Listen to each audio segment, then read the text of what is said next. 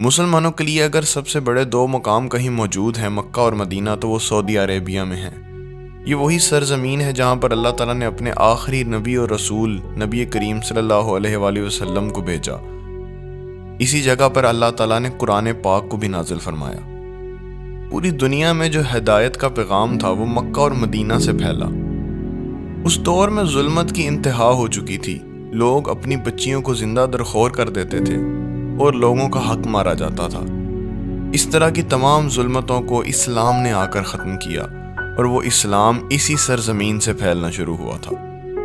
اور آج اسی سعودی عربیہ میں ہیلووین ڈے منایا جا رہا ہے، جسے عیسائی بھی اپنی قوم کو منانے سے منع کرتے ہیں۔ حیرت کی بات تو یہ ہے کہ سعودی عرب میں کسی بھی مذہب کا فیسٹیول منانا جو ہے وہ بین ہے، مگر اچانک سے یہ ہیلووین ڈے کو اس کا صرف نام بدل کر ایک ڈراؤنا دن کہہ کر اس کو منایا جا رہا ہے، اور یہاں تک اعلان کیا گیا ہے کہ جو بھی اس فیسٹیول میں شامل ہونا چاہتا ہے وہ جتنا ڈراؤنا بن کر آئے گا، اگر اس کی شکل اس قدر ڈراؤنی ہوگی کہ لوگ اس سے ڈریں، تو اس کے لیے ٹکٹس بھی فری ہوں گی۔ شہزادہ محمد بن سلمان کے ویژن 2030 نے سعودی عرب کا نقشہ یوں تبدیل کر کے رکھ دیا ہے کہ ایسا محسوس ہی نہیں ہوتا یہ کوئی اسلامی ریاست یا یہ وہ ملک ہے جہاں پر اسلام کی بنیاد رکھی گئی تھی۔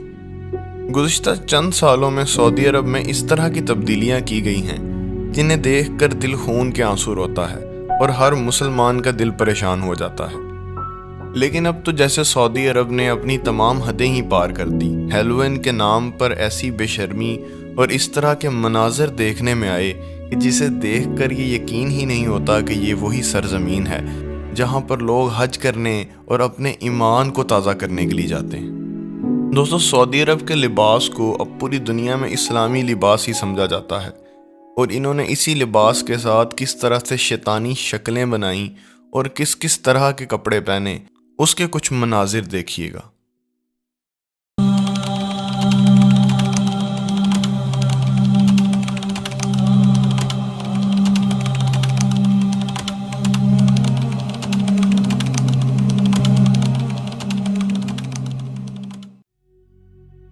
دوستو، 31 اکتوبر ہیلووین ڈے سے لوگوں کے عجیب و غریب عقائد وابستہ ہیں۔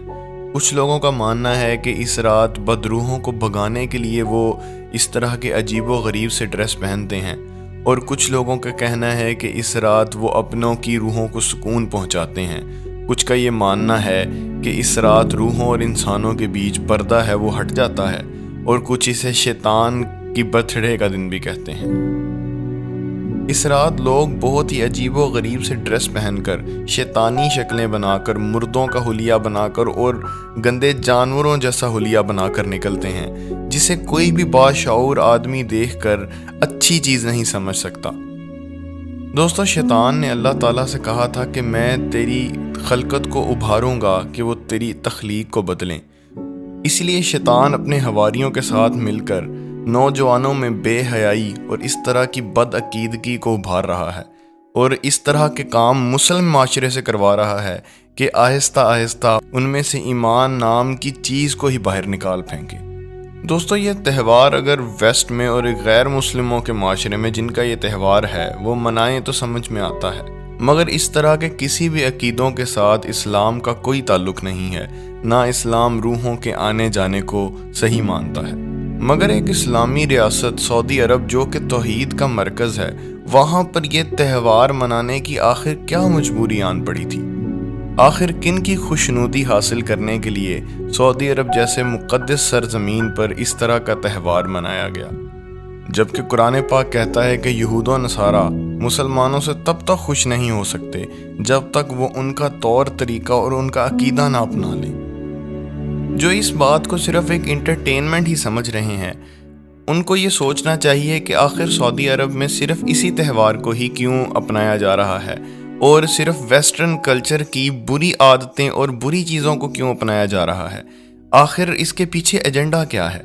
کیونکہ شیطان انسانوں سے سب سے زیادہ نفرت کرتا ہے، سب سے بڑا دشمن انسانوں کا وہ شیطان ہے، اور شیطان وہ جن ہے جس نے اللہ تعالیٰ کی نافرمانی کی تھی۔ وہ ہرگز نہیں چاہتا کہ انسان اللہ تعالیٰ کی عبادت کرے اور اچھے اعمال کر کے جنت میں پہنچ جائے۔ وہ ہر طرح سے انسانوں کو گمراہ کرنا چاہتا ہے، اور ہیلووین ڈے میں جو لوگ جنات کی شکلیں بنا کر ڈیول کی شکلیں بنا کر نکلتے ہیں۔ اسے دیکھ کر ہی ایسے اندازہ ہو جاتا ہے کہ یہ ایک شیطانی رات ہے۔ اس طرح کے شیطانی تہوار کو سعودی عرب جیسی مقدس سرزمین پر منایا جانا یہ ایک سوچی سمجھی سازش نہیں ہے تو پھر اور کیا ہے۔